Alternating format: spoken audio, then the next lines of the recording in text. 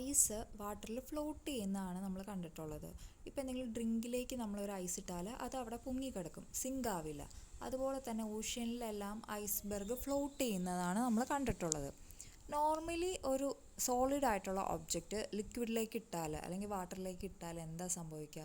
അത് സിങ്ക് ആവും, താഴേക്ക് പോകും. പക്ഷെ ഐസിൻ്റെ കേസിൽ അത് സോളിഡാണ്, പക്ഷെ അത് വാട്ടറിലേക്ക് ഇടുമ്പോൾ അത് സിങ്ക് ആവുന്നില്ല. എന്താണ് ഇതിൻ്റെ കാരണം? അപ്പോൾ ബേസിക് ആയിട്ടുള്ള നമ്മൾ പഠിച്ചിട്ടുള്ള കൺസെപ്റ്റാണ് എന്താ, ഡെൻസിറ്റി എന്ന് പറയുന്നത്.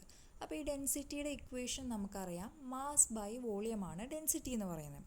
അപ്പോൾ ഡെൻസിറ്റി വച്ചിട്ട് ഇതിനെ എക്സ്പ്ലെയിൻ ചെയ്യുമ്പോൾ വാട്ടറിൻ്റെ ഡെൻസിറ്റിയും ഐസിൻ്റെ ഡെൻസിറ്റിയും തമ്മിൽ നമുക്ക് കമ്പയർ ചെയ്യാം. വാട്ടറിൻ്റെ ഡെൻസിറ്റിനേലും കുറവാണ് ഐസിൻ്റെ ഡെൻസിറ്റി വരുന്നത്. അപ്പോൾ വാട്ടറിനേലും കുറഞ്ഞ ഡെൻസിറ്റി ഉള്ള ഒരാൾ എപ്പോഴും വാട്ടറിൽ ഫ്ലോട്ട് ചെയ്യുകയാണ് ചെയ്യുന്നത്. ഇതാണ് ഏറ്റവും സിമ്പിളായിട്ടുള്ള എക്സ്പ്ലനേഷൻ.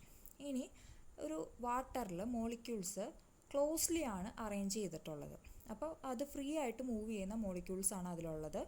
അത് കോമ്പാക്ട് സ്ട്രക്ചറാണ്. ഇനി ഐസിൻ്റെ കേസിൽ മോളിക്യൂൾസ് ഫിക്സഡ് ആയിട്ടുള്ളൊരു അറേഞ്ച്മെൻ്റ് ആണ്. ഹെക്സഗണൽ സ്ട്രക്ചറിൽ ഫിക്സ്ഡ് ആയിട്ടാണ് മോളിക്യൂൾസ് അറേഞ്ച് ചെയ്തിട്ടുള്ളത്.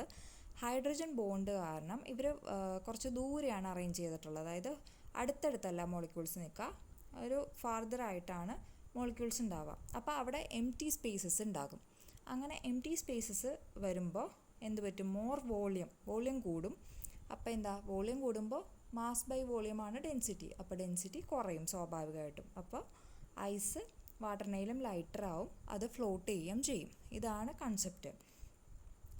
ഇനി ഇമ്പോർട്ടൻ്റ് ആയിട്ടുള്ളൊരു കാര്യം എന്ന് വെച്ച് കഴിഞ്ഞാൽ, ഇപ്പോൾ അക്വാട്ടിക് ലൈഫ്, അതായത് ഫിഷും ഇതെല്ലാം ഓഷ്യനിലുണ്ട്. ഇപ്പോൾ പെട്ടെന്ന് ഫ്രീസ് ആവുമ്പോൾ അടിയിൽ നിന്നാണ് ഇത് ഫ്രീസ് ആവുന്നത്. ഐസ് താഴെയാണെങ്കിൽ എന്ത് പറ്റും? ഇതെല്ലാം ഫ്രീസായി പോകും. അപ്പോൾ അക്വാട്ടിക് ലൈഫ് സർവൈവ് ചെയ്യാൻ പറ്റില്ല.